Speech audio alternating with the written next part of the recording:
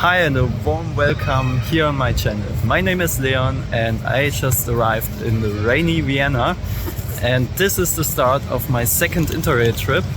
But let's take a step back and see what happened so far. Tomorrow morning the Interrail trip starts. Right now it's 8 p.m. and I haven't packed yet, so no pressure, let's start packing. So here's an overview of what I'm going to pack. Some t-shirts, underwear, socks, short pair of pants, hiking pants, a rain jacket, some beach wear, towels, some other supplies, and that's about it. I also have some photography gear, and of course I have two backpacks, one day bag and another one where I put all my clothes and all the supplies.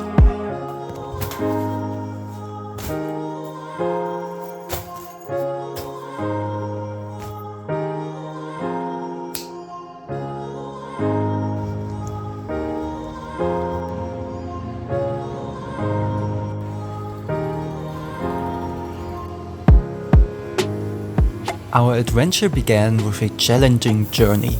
We took the train from Berlin to Vienna, but it was not only delayed, but also completely full. It wasn't until we crossed into Austria that we were able to find seats. This was a first taste of lots of train travel ahead. After a 9-hour trip, we arrived in the capital of Austria. Fortunately, our hotel was conveniently located right by the main station in a modern, well-developed district. We only planned to stay one day in Vienna, so we didn't hesitate and used the evening for a brief city tour. Our first stop was the Belvedere Palace. This Baroque palace is not only an architectural masterpiece, but also houses an impressive collection of art, including works of Gustav Klimt. The palace gardens offered an impressive setting, which invites for a relaxing walk.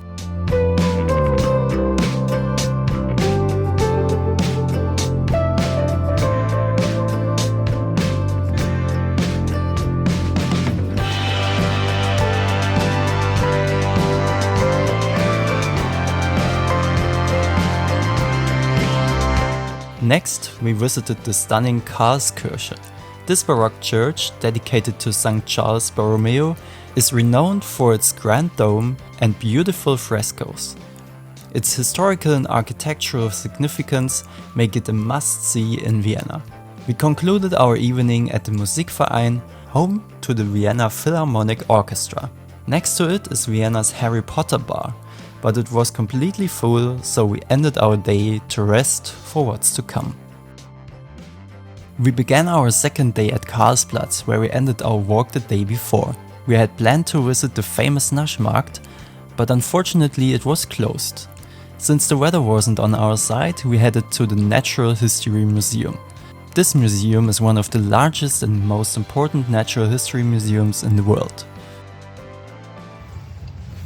Hello from Vienna. This is day 2 already, and we are right now at the Natural History Museum. As you can see, it's a good recommendation, but plan a bit of time because there are many people here. So you may ask yourself, what is this Interrail trip all about? We have 2 weeks, and when I say we, I mean my sister and I, and we travel to Slovenia, Austria and Croatia. The first stop is Vienna. And then we go on to Bled in Slovenia, where we want to go hiking and do some adventure stuff. Then we move on to Divača in Slovenia, which is a famous spot for the caves that are located there. And we want to see them as well. And then we move on to Pula in Croatia, where we just have a good time and relax a bit. And the last stop of the trip will be Ljubljana in Slovenia. And then we move back to Germany. And as I said, only 2 weeks of time, so it's quite packed, and we need to move on quickly. Today we went to the museum, and now we are going to look at the city, grab some Kaiserschmarrn for lunch, and then we will move on tomorrow to Bled. This Interrail trip will also be quite interesting concerning the train connections, because there were floodings and a lot of rain and storms in this region, especially Slovenia. And yeah, we need to see how we can move. Whoa, it's windy. We need to see how we can move through Slovenia and yeah, how we get to our next spot, which is Bled. We also changed the trains already, and yeah, tomorrow morning we will see how it goes. Our journey continued to the Hofburg, the former imperial palace that now serves as the official residence and workplace of the President of Austria. As we made our way to Schwedenplatz, we also had a look at the Vienna State Opera and visited the iconic St. Stephen's Cathedral. In the afternoon we visited Schönbrunn Castle, the residence of the Habsburg monarchs, which is well known for Sissi and Franz. As time was short, we decided against touring the inside of the castle and instead explored the extensive gardens. However, I'm sure that you can spend a whole day here if you want to see all the attractions and the inside.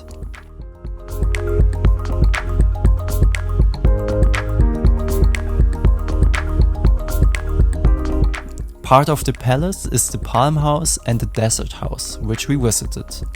The glory and history of Schönbrunn made it a highlight of our trip.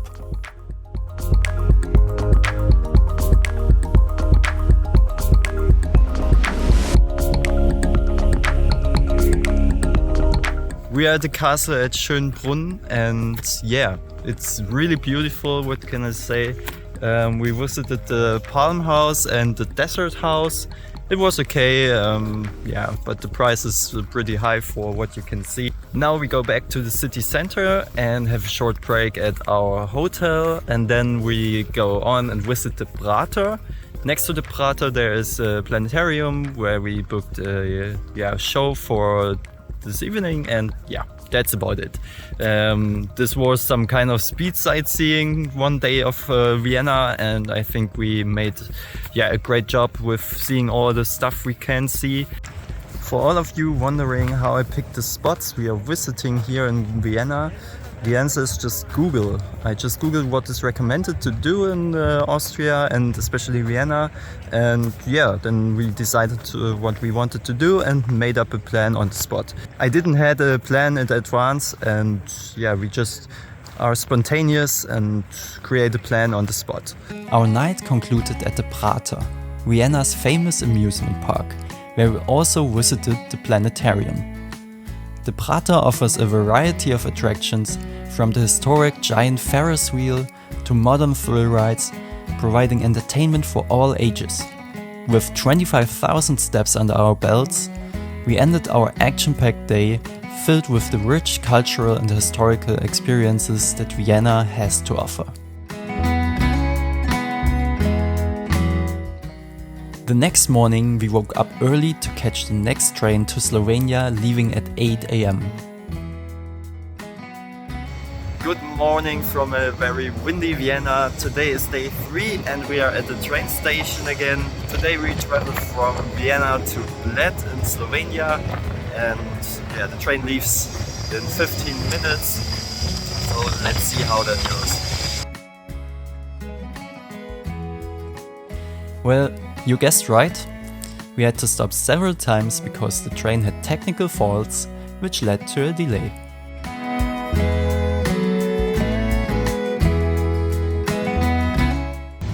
We arrived in Villach with a delay of half an hour, so we couldn't catch the next train to Bled. This is why we need to wait 4 hours here for the next train. And yeah, right now we are going to have a look at the city, because this is an unplanned stop, and then we catch the next train in the afternoon towards Bled. Our unexpected layover in Villach turned into a 4-hour exploration of this charming town. The first order of business was rebooking our seat reservations, which involved a long wait in line at the station. With our tickets sorted, we decided to make the most of our time in Villach. We began with a stroll through the old town. Villach's historic center is delightful with its well-preserved architecture and colorful streets. Our walk led us to the St. Jacob's Church and the Stadtpark, a peaceful urban park. It's a lovely spot to relax and enjoy some greenery right in the heart of the town. Despite the initial inconvenience, our time in Villach turned out to be a pleasant detour. The town's charm and beauty left a positive impression on us, making it a worthwhile stop on our journey. After our brief but enjoyable stay in Villach, we boarded our rescheduled train and continued our journey to Bled. With a 6-hour delay, we arrived at Bled station, from where you need to take a bus to Bled. A long day ended with a warm welcome from the host of our accommodation. We were excited for the adventures that awaited us, but that's a story for next time.